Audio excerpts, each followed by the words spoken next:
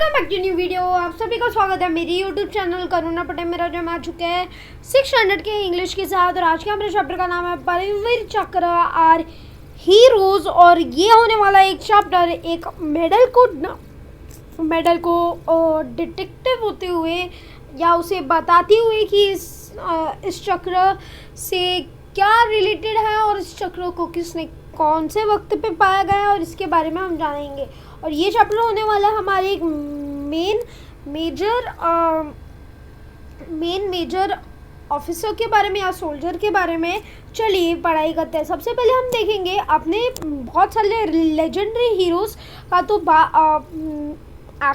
Actions of bravery तो सुना ही होगा। उनने कितने ब्रेव काम किए, आपने ये सारी चीज़ें पास्ट में तो सुनी होंगी। पर अगर हम देखें तो हम ये एक चीज़ कह सकते हैं कि उनके ये लेजेंडरी हीरोज़ पास्ट में और पर आज भी ये सारे लेजेंडरी हीरोज़ मौजूद है। बस वो हमारे इंडिया में सोल्जर्स बन के हमारी रक्षा कर रहा है और वो उनकी खुद की लाइफ्स हमारे सेफ्टी के लिए बॉर्डर्स पे दे रहे हैं। और ये बहुत ज़्यादा एक बड़ा सैक्रिफाइस होता है, खुद की लाइफ किसी और की सेफ्टी के लिए, किसी अननोन की सेफ्टी के लिए देना। और फिर हम क्या देखते हैं, brave deeds are honoured by bestowing military decorations on them. अभी इनके जो सैक्रिफाइस होता है वो ऑनर्ड होता है बेस्ट ओनिंग मिलिट्री डेकोरेशंस के ऊपर। उनका जो मिलिट्री डेकोरेशन होता है वो सबसे ज़्यादा बेस्ट होता है। और आपको एक फैक्ट बता दूं, परमवीर चक्र बहुत कम लोगों को मिला है और ये बस 21 लोगों को मिला है। और ऊपर से 21 में से मोस्ट ऑफ द बहुत कम ही ऐसे लोग हैं, 5-6 लोग ही रहेंगे, 5-6 सोल्जर्स ही रहेंगे जिनको जिंदा होकर ये चक्र में ये मेडल मिला है। बाकी सब उनके जो हम ये कह सकते हैं उनकी समाधि पे ये मेडल लगाया गया और उनके नाम पे ये मेडल दिया गया। बहुत कम ही लोग हैं कि इस मेडल को उन्हें ज़िंदा होते हुए मिला है।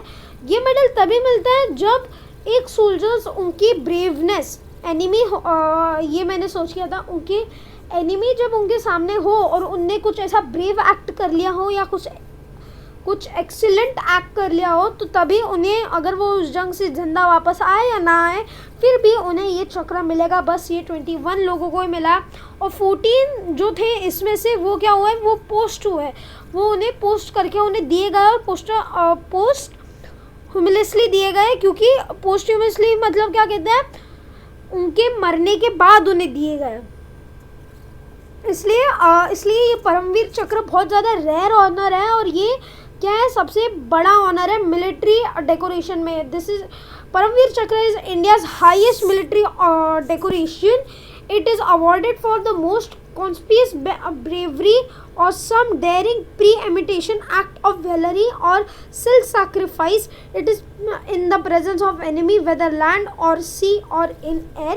ये तीनों जगहों को मिलता है, चाहे वो सोल्जर्स हो, चाहे वो नेवी हो, चाहे वो एयरफोर्स हो, ये तीनों जगहों को ये मिल सकता है। और इसलिए परमवीर चक्र सबके लिए बनाया गया और ये इंडिया में सबसे हाईएस्ट मिलिट्री एयरफोर्स और नेवी के लिए सबसे हाईएस्ट डेकोरेशन है एक सोल्जर के चेस्ट के ऊपर लगाने के लिए। अभी हम पढ़ेंगे इसके बारे में, इसके लुक्स के बारे में। The medal itself is a very simple in appearance.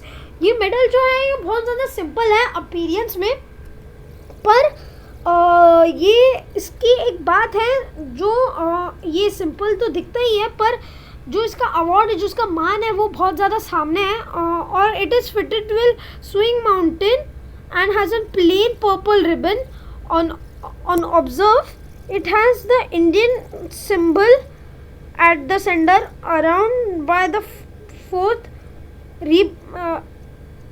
replicas of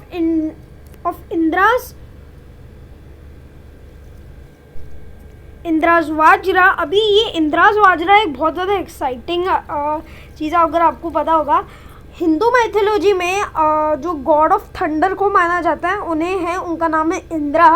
और इंदिरा का जब वो यंग थे, उनका जो एक ओल्ड स्टाइल वेपन है उसका नाम है वज्रा, और यही वो वेपन है जिनके रेप्लिका है चारों तरफ। आप देखोगे तो ये जो चार आप देख सकते हो पॉइंटेड 3 चीज़ें, ये वही है। और ये इसलिए है क्योंकि इस वेपन को बनाने के लिए एक ऋषि ने उनकी जान सेक्रीफाइस कर दी थी और उनके एशेस से ही ये वेपन बनाया था। तो इसलिए इस वेपन को बनाने के लिए और किसी और को हराने के लिए एक ऋषि ने जान सेक्रीफाइस कर दी थी, इसलिए इसे सेक्रीफाइस के लिए उसके ऊपर बनाया गया है। ये हिंदू माइथोलॉजी से उठाया गया है।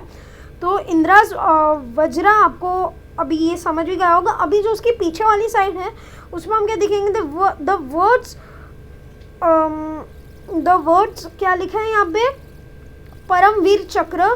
परमवीर चक्र, ये जो वर्ड्स है वो पीछे लिखे गए हैं, are engraved in Hindi and English with 2 lotus flowers in between. Let me explain this to you.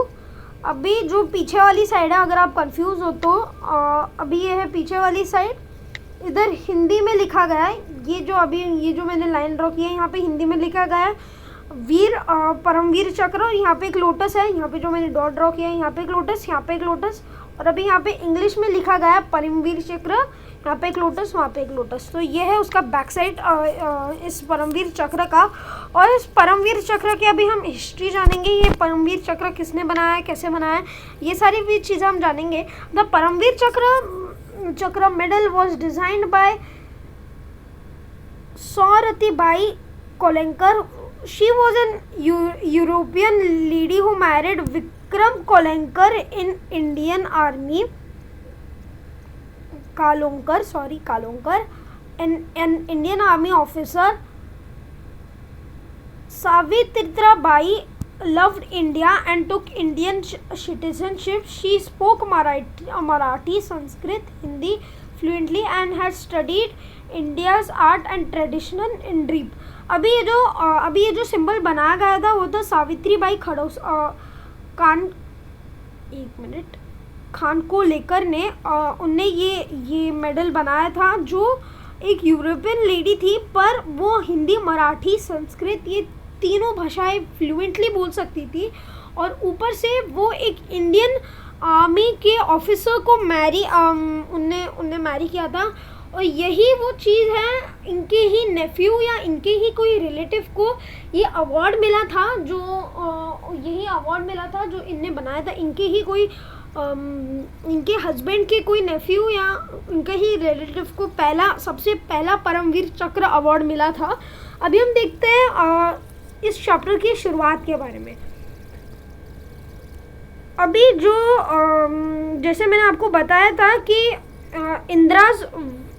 Indraj versa ये जो वेपन है, और the thunderbolt is suppose to be matchless weapon, but what makes the weapon invincible is the supreme sacrifice of Sag Dhagichik. अब जैसे कि मैंने आपको बोला था, एक साधु ने उनकी जान सेक्रीफाइस कर दी थी इस वेपन को बनाने के लिए।